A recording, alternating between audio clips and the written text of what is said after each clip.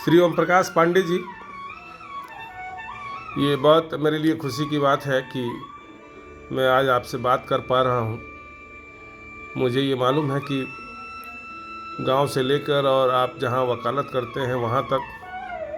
वहां के सिस्टम में जाकर काम करने और वहां की राजनीति में भी थोड़ा हाथ दखल रखते हैं। बार एसोसिएशन कसिया के आप 2 बार मंत्री उपाध्यक्ष रह चुके हैं कम उम्र में ही,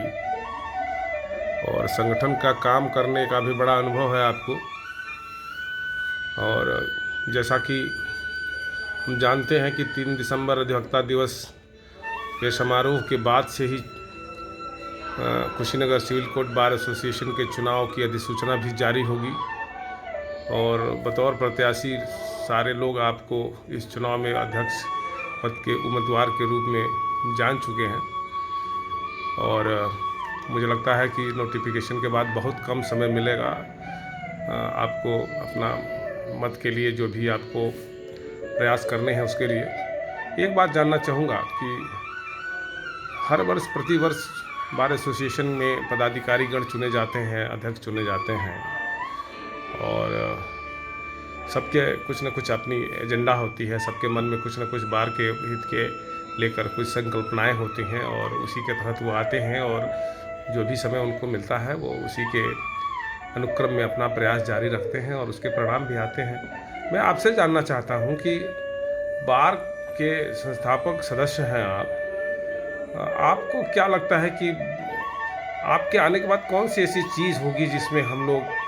ये उम्मीद करें कि नहीं, बहुत एक अपेक्षित परिवर्तन था और ये हो रहा है? धन्यवाद जला जी। आपका ये जो सवाल है तो वर्तमान समय में सिविल बार एसोसिएशन के चुनाव में सभी प्रत्याशियों के लिए यह एक यक्ष प्रश्न है। जहाँ तक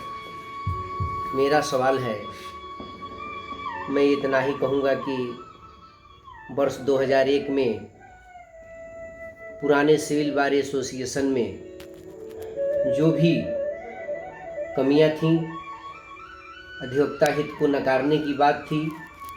फेस वैल्यू लेने की बात थी, डिक्टेटरशिप की बात थी, उन सभी को समाप्त करने के लिए कुछ युवा अधिवक्ता साथियों ने एक मन बनाया और 3 दिसंबर 2001 को हम लोगों ने अधिवक्ता दिवस के अवसर पर इस Kushinagar civil court bar association की स्थापना किया। इस संगठन के स्थापना के बाद हम लोगों ने, यानी कि पूरे अधिवक्ता जो हमारे नए साथी थे, उन सभी ने मनोयोग से इसका रजिस्ट्रेशन कराया, बार काउंसिल ऑफ यूपी में इसका एफिलिएशन कराया, और आने वाले सभी कार्यक्रमों में हम लोगों ने जिस तरह से बढ़ चढ़ कर हिस्सा लिया, सिविल बार एसोसिएशन गर्त में चला गया और मजबूर होकर के सिविल बार एसोसिएशन को इस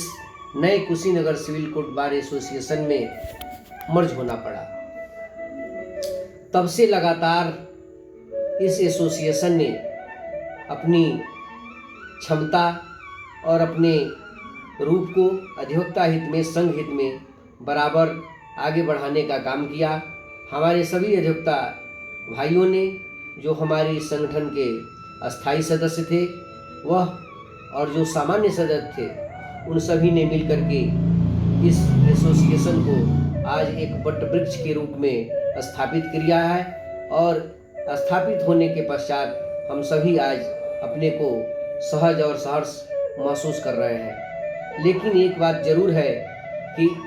विगत कुछ वर्षों में हमारे आने वाले कुछ अध्यक्ष पद के लोगों ने इस Kushinagar civil court bar association के बैनर तले चुनाव जीतने के पश्चात अपना फेस वैल्यू लिया, वह संगठन को पीछे छोड़ते गए, अधिवक्ता हित भूल गया, और यहाँ तक कि अधिवक्ता हित में काम करने के लिए जो लोगों के मन में हमारे इस एसोसिएशन की स्थापना के समय से ही बात चली आ रही थी, वह एक कॉर्नर में हो गई, और अध्यक्ष जो इस एसोसिएशन के होते गए, उन्होंने इस एसोसिएशन के बैनर तले अपने को स्वयं के रूप में स्थापित किया और इसे आज इस स्थिति में पहुंचा दिया कि मुझे इस एसोसिएशन में आज अध्यक्ष पद पर आने का अवसर प्राप्त हुआ है। मैं यह भी बताना चाहूँगा कि हम लोग यह चाहते तो बहुत पहले ही इस एसोसिएशन के अध्यक्ष हो सकते थे, क्योंकि मॉडल बाइलाज का कोई इसके पहले वो प्रभाव नहीं था, लेकिन हम लोगों ने पूरा त्याग करके इस एसोसिएशन को आगे बढ़ाने में, इसे एक मुकाम तक पहुंचाने में सभी लोगों ने अपना योगदान किया। और सबसे सहर्ष और एक अच्छी बात ये रही कि 3 दिसंबर अधिवक्ता दिवस को इस कुशीनगर जिले यहाँ तक कि पूरे मंडल में हम लोगों ने ही कस्या में मना करके और पूरे मंडल को हम लोगों ने इस 3 दिसंबर को अधिवक्ता दिवस को मनाने के लिए हम लोगों ने बाध्य किया। और आज स्थिति ये है कि पूरे कुशीनगर जिले के जितने भी एसोसिएशन हैं, चाहे वह तहसील बार एसोसिएशन हो, चाहे वह टैक्स बार एसोसिएशन हो, वह सभी अधिवक्ता आज हमारे ही यहाँ पंजीकृत होने के लिए लालायित हैं, क्योंकि हमारा यह एसोसिएशन आज Kushinagar civil court bar association, माननीय bar council of Uttar Pradesh और बार काउंसिल ऑफ इंडिया से एफिलिएटेड होने के बाद अपने अधिवक्ताओं को उनकी मूलभूत सुविधाएं, library, death claim, accident claim, उन सारी चीज़ों को देने का काम कर रहा है। यहाँ तक कि बार काउंसिल के अलावे भी हमारे एसोसिएशन में एक अधिवक्ता कल्याणकारी समिति बनी हुई है, जो संघ के तरफ से एक वकालतनामे का प्रयोग हम लोग करते हैं और उससे जो आय होती है, उस आय को हमारी जो समिति होती है वह अधिवक्ता हितों में ज़रूरतमंद अधिवक्ताओं को बैठक करके उन्हें दे करके सहायता प्रदान करती है। और आज मुझे यह कहते हुए अपार हर्ष हो रहा है और गर्व भी हो रहा है कि जिस एसोसिएशन की स्थापना हम लोगों ने मिल करके 2001 में किया, आज वह वटवृक्ष के रूप में फूल और फैल रहा है। धन्यवाद। तो ये आशा की जा सकती है कि यदि कुशीनगर बार एसोसिएशन के आदरणीय अधिवक्ताओं ने अगर आपको ये निर्णय दिया कि तो आप इस संगठन की क्षमता को और मजबूत करेंगे और बार एसोसिएशन के गौरव को और ऊपर तक ले जाएंगे। बिल्कुल सही। हमारे पोस्टर पर भी, हमारे बैनर पर भी इस तरह का एक स्लोगन लगा हुआ है कि हमारे संघ का गौरवशाली इतिहास जो कुछ अछूट हुआ है उसे हम पुनर्स्थापित करने का काम करेंगे। अपने पुराने अधिवक्ता साथियों को जो इस संगठन के स्थापना से लगे हुए हैं, जो किन्हीं कारणों से इधर उधर चले गए हैं या भ्रमित हो गए हैं, उन्हें हम एकजुट करके पुनः इस संघ को उस ऊंचाइयों तक पहुंचाने का काम करेंगे जिस ऊंचाइयों को लेकर के हमने इस एसोसिएशन की स्थापना किया।